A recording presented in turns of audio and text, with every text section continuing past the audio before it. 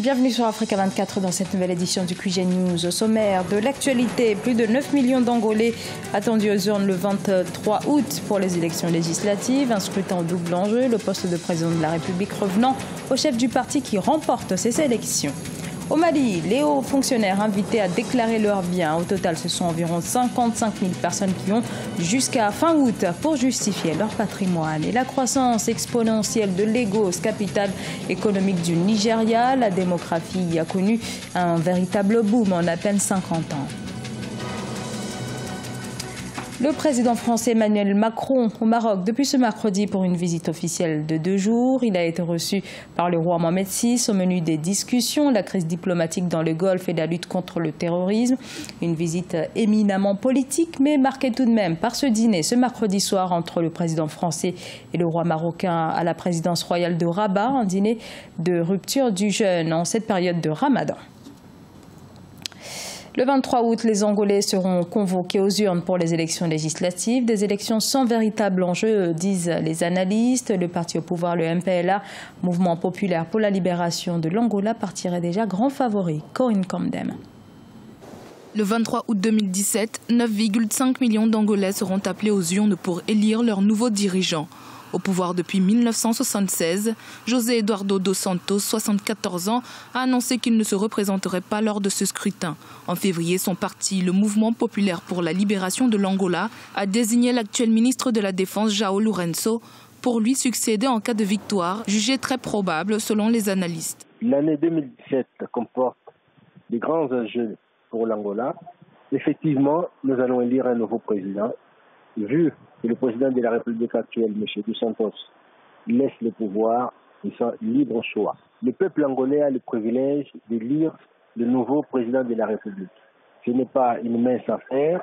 On sait effectivement qu'il y aura toujours des contestataires quelque part, mais le travail qui doit être fait, que nous voulons faire, que nous devons faire, c'est amener les élections libres, démocratiques et crédibles. En effet, il s'agit en réalité d'un scrutin législatif à l'issue duquel le chef du parti majoritaire sera désigné président de la République. Le MPLA étant grand favori du scrutin, le nouveau chef du parti, João Lourenço, a toutes ses chances de prendre les rênes du pays en août prochain. Loin derrière, on retrouve l'ancienne rébellion de l'UNITA dirigée par Isaías Samakuva, aujourd'hui première force de l'opposition grâce à une bonne assise dans l'intérieur du pays. Ce dernier a d'ailleurs réclamé un audit du recensement électoral au mois d'avril, dénonçant des doubles inscriptions et l'enregistrement d'étrangers par le parti au pouvoir. C'est le rôle qui a toujours l'opposition, c'est défendre ses intérêts. Moi, je veux bien croire qu'à un moment donné, ils étaient tous dans la Commission nationale électorale. Ils ont siégé, ils ont vu les documents, ils savent. Comment peut-on dire à l'heure actuelle, tout est gagné d'avance, qu'il y aura des infiltrés, qu'il y aura le nombre supérieur au peuple angolais qui est sur place. Attendez, où est-ce qu'on va? Soyons sérieux. Soyons quand même rigoureux dans tout ce qu'on dit. C'est l'apanage normal de l'opposition. C'est qui est normal, c'est leur droit. Le départ de José Eduardo dos Santos devrait être le grand bouleversement des élections de cet été. En effet, les 3/4 des Angolais n'ont jamais connu d'autre président. Pour le reste, peu de surprises sont attendues. Le gouvernement tunisien prolonge de 4 mois l'état d'urgence. Les autorités justifient cette nouvelle prolongation par l'insécurité aux frontières du pays avec une présence de la menace terroriste. Cette mesure permet en effet au ministère de l'Intérieur de prononcer une assignation à résidence contre toute personne dont l'activité est réputée dangereuse pour la sécurité et l'ordre public. Pour rappel, l'état d'urgence est en vigueur depuis l'attentat contre la garde présidentielle le 24 novembre 2015 en plein Tunis.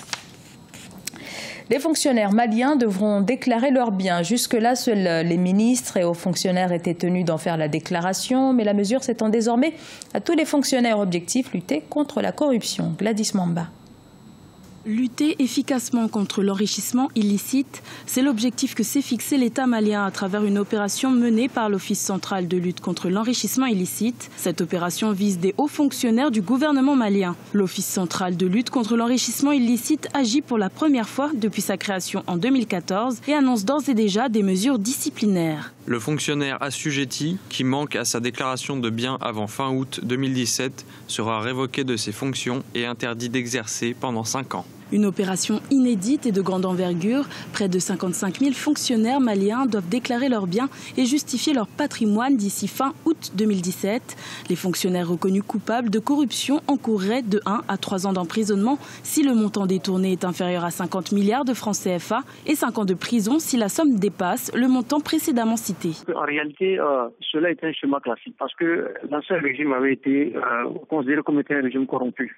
Lorsqu'on regarde un peu l'épilogue de la crise sécuritaire au Mali, depuis le régime d'APT, on avait vu qu'il y avait des failles dans le dispositif sécuritaire au Mali en raison de la corruption, parce que les reproches qui avaient été faites par la plupart des observateurs, aussi bien nationaux qu'internationaux, on reprochait aux forces de l'ordre maliennes d'être parfois très exposés à la corruption. Donc aujourd'hui, en fait, ce gouvernement veut rompre un peu avec le passé. Cette opération pourrait s'avérer efficace à condition qu'elle soit portée par une volonté politique réelle, selon certains économistes. De 2007 à 2016, la corruption aurait coûté près de 320 milliards de francs CFA, soit environ 200 000 $ à l'État malien.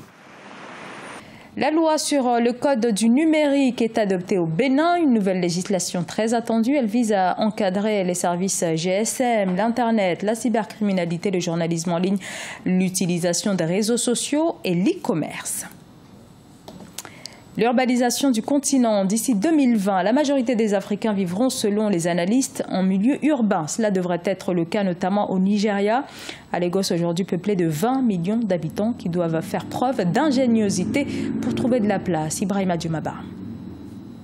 Au Nigeria, l'État de Lagos fait face au défi de l'urbanisation galopante. Dans la ville de Lagos, le logement est devenu une source de conflit entre les autorités et la communauté des pêcheurs. Environ 30 000 personnes ont été déplacées des bidonvilles flottants au large de la mégalopole. Faute de maisons, ils s'entassent dans des abris de fortune malgré les risques sanitaires et les intempéries. C'est la bâche que nous utilisons comme bouclier quand il pleut. Je mets mes enfants et ma femme dedans. Nous n'avons pas toujours une place pour dormir. Je pratique de la pêche pour m'occuper de ma famille. Quand le gouvernement est venu, ils ont brûlé ma maison, mon bateau, ma machine et mes filets. Je n'ai plus rien d'autre que ces vêtements sur moi.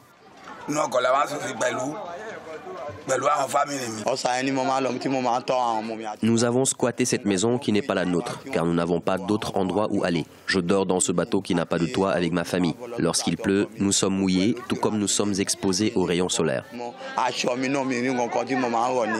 La ville de Lagos connaît un développement fulgurant. Elle enregistre un taux élevé de natalité et l'arrivée de milliers de personnes par jour en provenance des régions rurales à la recherche d'emploi. Après l'expulsion des pêcheurs de la péninsule de Lekki, le gouvernement de l'État de Lagos avait avancé des raisons sanitaires et de sécurité. Pourtant, plusieurs gratte-ciel, des hôtels et des centres commerciaux ont poussé dans la zone. Une injustice selon les organisations de défense des droits de l'homme.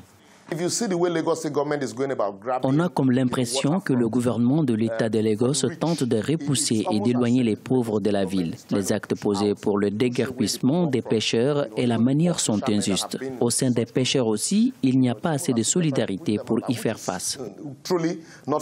La ville de Lagos abrite 23 millions d'habitants. Son principal défi reste le logement. Les autorités de l'État de Lagos ont ignoré une injonction judiciaire interdisant la démolition des logements des pêcheurs. La péninsule de Lekki est convoitée par plusieurs sociétés immobilières. D'ici 2050, la population du Nigeria doublera pour atteindre 400 millions d'habitants, ce qui fera de lui le troisième pays le plus peuplé du monde après la Chine et l'Inde, selon les estimations de l'ONU. Ce journal a été réalisé par l'ensemble de la rédaction. Merci à vous de l'avoir suivi. Dans un instant, une nouvelle édition de l'actualité sur Africa 24.